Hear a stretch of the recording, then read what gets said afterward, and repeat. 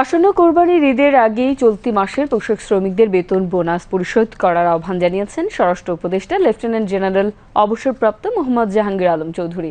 তিনি আজ সচিবালয়ে আসন্ন ঈদ উল আজহায় দেশের সার্বিক আইন শৃঙ্খলা পরিস্থিতি পর্যালোচনা সভা শেষে প্রেস ব্রিফিংয়ে এই কথা জানান। এ সময় প্রধান উপদেষ্টার বিশেষ সহকারী মোহাম্মদ খোদা বক্স চৌধুরী সহ মন্ত্রণালয়ের ঊর্ধ্বতন কর্মকর্তা এবং বিভিন্ন আইন শৃঙ্খলা রক্ষাকারী বাহিনীর প্রধানগণ উপস্থিত ছিলেন।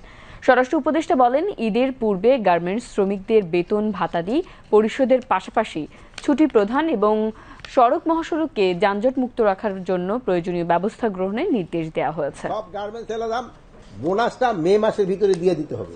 1 থেকে 3 তারিখের ভিতরে তারা বেতনটা পরিশোধ করবে। গার্মেন্টস শ্রমিকদের যৌক্তিক যে দাবিগুলি আছে এইটা মালিকেরা অবশ্যই তাদের পূরণ করতে হবে।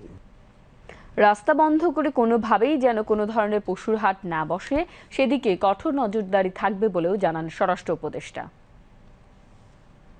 গরুর হাটগুলিতে অনেক সময় একটু শৃঙ্খলাটা অতভাবে থাকে না, বিশৃঙ্খলা হয়ে যায়। এটার জন্য আমরা কতগুলি ইনস্ট্রাকশন দিয়েছি। 1 নাম্বার ইনস্ট্রাকশন দেওয়া হয়েছে যে গাড়িগুলি যেটা আছে গরু যে নামাবে এটা রাস্তায় নামাইতে পারবে না, তাদের ভিতরে নিয়ে যেতে হবে। ট্রাক বা নৌকায় যেগুলি আসতেছে গরু আগেই তারা ওই ব্যানার দিয়ে দিতে হবে তারা কোন হাটে গিয়ে এটা নামাবে, এবং প্রতিটা হাটেই আনসার রাখতে হবে। অ্যাপ্রক্সিমেট একটা বলে দিছি যে 75 জন, কোনোটায় হয়তো বেশি লাগবে, হয়তো কোনোটায় কম লাগবে। কোনো বাস জাহাজ আছে বা ট্রেন অতিরিক্ত যাত্রী কেউ নিতে পারবে না। এটা শুধু মানুষের ক্ষেত্রে যেমন, তারপরে যে গবাদি পশু আনার সময় কোনো ট্রাক বা এই যে নৌকাগুলিতে আসে এগুলি যেন অতিরিক্ত পশু যেন না আনে, এই জন্য তাদের ইনস্ট্রাকশন দেওয়া হয়ে গেছে। এবং এটার ক্ষেত্রে আইন শৃঙ্খলা বাহিনী যারা এটা করবে, আইন ভঙ্গ করবে, তাদের এগেইনস্টে অ্যাকশন নেবে। এছাড়া অভিনেত্রী নুসরাত ফারিয়াকে বিমানবন্দরে আটকের বিষয়ে উপদেষ্টা বলেন, বিদেশ যাত্রা নিষেধাজ্ঞার ব্যাপারে একটি পলিসি আছে। এই পলিসির আওতায় যারা পড়ে তাদের আটকানো হয়।